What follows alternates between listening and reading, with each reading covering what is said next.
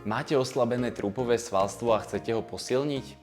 Ahojte, moje meno je Matej, som fyzioterapeut a dnes si ukážeme dve základné cvičenia na posilnenie trúpového svalstva. Ľahni si na chrbát a pokrč kolená. Pomaly zdvihni jednu nohu hore a takisto aj druhú a vydrž v tejto pozícii niekoľko sekúnd. Potom obidve nohy postupne vráť naspäť. Poď do pozície na 4 tak, že budeš mať ruky pod ramenami a kolená pod bedrovými klbmi. Chrbticu drž v napriamení. Zdvihni obe kolená mierne nad podložku a vydrž niekoľko sekúnd. Dávaj pozor na to, aby si udržal chrbát napriamený.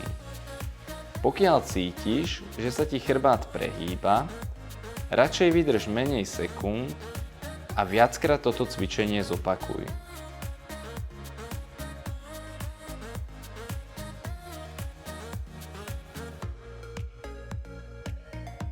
Toto sú základné cvičenia na posilnenie trúpového svalstva. Samozrejme existujú aj zložitejšie varianty, ktoré vám ukážem na budúce. A ak sa vám toto video páčilo, tak dajte like, koment alebo odber a vidíme sa pri ďalšom cvičení.